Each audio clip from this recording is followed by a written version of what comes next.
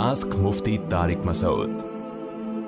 क्या जहेज़ देने से विरासत का हिस्सा ख़त्म हो जाता है? बेटी को शादी के वक्त वालिदैन जो जहेज़ देते हैं या शादी के बाद ज़रूरत के वक्त कोई ज़्यादा रकम देते हैं, अगर इस वक्त वो बेटी से पहले से तय कर लें कि इतनी रकम मीरास में से आपके हिस्से से मिन्हा कर ली जाएगी, तो क्या इस तरह कर लेने से तरके में बेटी का हिस्सा ख़त्म तो नहीं हो जाएगा?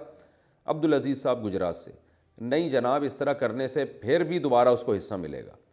अगर एक बाप ने अपनी बेटी को 1 करोड़ रुपए का जहेज़ दिया और अल्लाह न करे जहेज़ देते ही उसी दिन बाप का इंतकाल हो गया, तो बकिया 1 करोड़ में इस बेटी का उतना ही हिस्सा होगा जितना जहेज़ मिलने से पहले था। तो इसलिए अगर ये चाहते हैं कि आप बहुत ज़्यादा पैसा दे रहे हैं बेटी को और विरासत से हिस्सा ख़त्म करना चाहते हैं ताकि दूसरे वारिसों का नुकसान ना हो, तो फिर उसका तरीका ये है कि बेटी को आप कर्ज़ की सूरत में वो दें, गोल्ड दें, गोल्ड।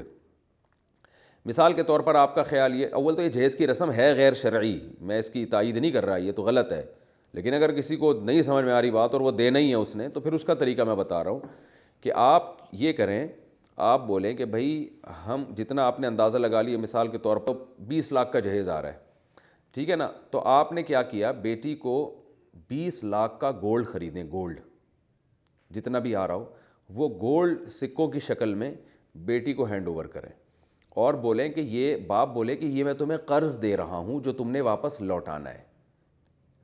फिर वो गोल्ड आप जब बेटी के कब्ज़े में आए तो फिर बेशक बेटी से वापस लेकर उसे कैश करा दें और उससे बेटी को जहेज़ ख़रीद के दे दें। उसके बाद होगा ये कि जब अब्बा का इंतकाल होगा तो बेटी का जितना भी हिस्सा है, बेटी से कहा जाए कि तुम चूँकि पहले ही वारिसों की मक़रूज़ हो इतने तोले गोल्ड की, मैं पैसों की बात इसलिए नहीं कर रहा कि पैसे कर्ज दें कि करेंसी बहुत ज़्यादा ऊपर नीचे होती रहती है, डी वैल्यू बहुत तेज़ी से होती है, उसका नतीजा निकलेगा कि 20 लाख 15-20 साल के बाद उसकी कोई वैल्यू बचेगी नहीं। तो इसलिए गोल्ड की शक्ल में हमेशा कर्ज़ा देना चाहिए। गोल्ड जो है वो उसकी जो वैल्यू है वो एक स्टेबल रहती है और वो यानी एक वो बढ़ती है वैल्यू। तो अब आपने क्या किया, बेटी को बोला कि भाई जब मैं मर जाऊंगा तो बेटा ये कर्ज़ है जो आपने वापस लौटाना है। तो फिर आपने देखा बाप के मरने के बाद बेटी का हिस्सा बनता कितना है। अगर आपने देखा कि उनको आपने 20 लाख रुपए, फॉर एग्ज़ाम्पल 20 तोले सोना था, वो 20 तोले सोने से ज़्यादा इसका हक़ बनता है, तो विरासत में से जितना हक़ बनता है इजाफ़ी वो दे दिया जाए। 20 तोले इससे यूँ कहा जाए कि वो तुम्हारे, हमने वो जो कर्ज़ हमने लेना था उसमें से हो गए। और अगर उससे कम हक़ बनता है तो उससे बेटी से कहा जाए कि भाई तुम अब्बा की 20 तोले की मखरूज़ थी, उसमें 10 तोले तुम्हारी विरासत के बनते हैं, तो 10 तोले रख लो, बाकी 10 वापस कर दो, और जब वापस करेगी तो उस 10 में फिर जो उसका हिस्सा होगा वो होगा। तो जब भी किसी वारिस को बड़ा कोई रकम बाप देता है ना बेटे या बेटी को, तो इस तरह से कर्ज़ की शक्ल में देनी चाहिए ताकि विरासत में फिर उसका हिस्सा ख़त्म हो जाए। तो ख़त्म नहीं होगा, वो यूँ होगा कि हमारे मरने के बाद ये कर्ज़ आपने वापस करना है।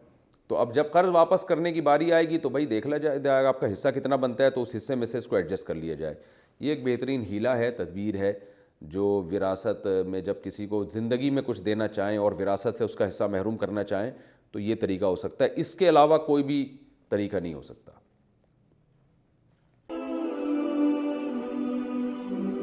आस्क मुफ्ती तारिक मसूद।